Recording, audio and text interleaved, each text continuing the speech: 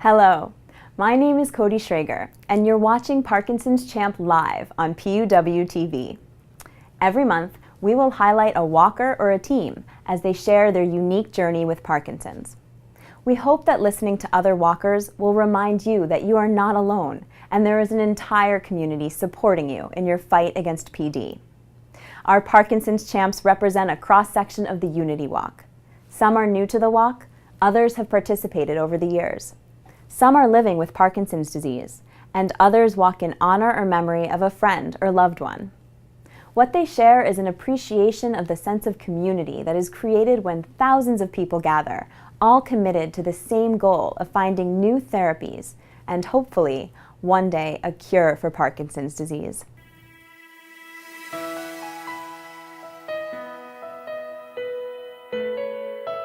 My name is Jim McMoss, and I was diagnosed with Parkinson 14 years ago.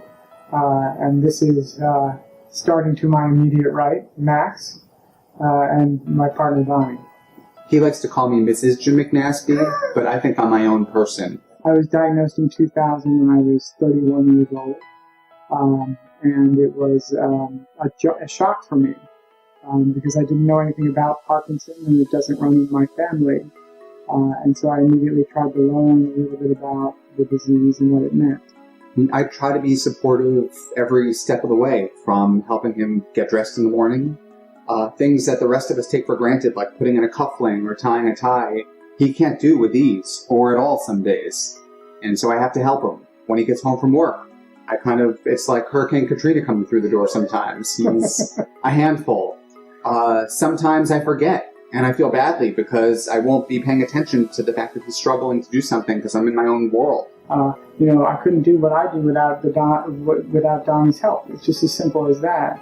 And he makes a lot of changes and sacrifices in his life so I can live mine to the fullest. And in exchange, my commitment to him is that I will do everything I can to make myself as healthy as I can for as long as I can. Mm-hmm. I go with Jim to his movement disorder specialist. We go about twice a year, and I take notes, and I'm very honest where Jim might be censored. Sometimes Jim says everything's okay, but I'm there. I'm up with him at night when he's having insomnia, and when he's struggling in the morning to get dressed. And so where he maybe is trying to be too optimistic, I bring things back to reality. And that's why going to someone who we trust and who we can talk to and who gives us time is so important. And I would highly recommend that someone who is newly diagnosed start off on the right foot with a doctor that he or she can trust and is a professional and is a movement disorder specialist. Before we found the Parkinson's Walk, we didn't really have any sort of infrastructure. And then I went one year actually on my own because Jim didn't want to go to a Parkinson Walk. And I felt like, wow, we have a home here. There are all of these people who are going through what we're going through. And it was the start of something big because Jim is now, so involved in it. And we both are. And we both feel so grateful that to be part of it. When I went to the first walk, I was really inspired by what I saw, and a little bit afraid too. Inspired because I saw people taking care of themselves, learning, educating themselves, but also there are various stages of Parkinson at the walk, and I, for the first time, was surrounded by people who were in an advanced state, and that was moving for me. Jim was reluctant for the first few years to interact with other people with Parkinson's because he was afraid of what he might see. But now that we're involved with the Parkinson Unity Walk, it has become such a powerful support system for us. It's like any other physical or mental illness. Having a support system, having an infrastructure is critically important to your well-being. So because I'm on the path I'm on, I want to try to help as much as possible and raise awareness about the disease, and especially for younger people who are diagnosed because that is the part of the spectrum which is least developed from a study and a literature point of view.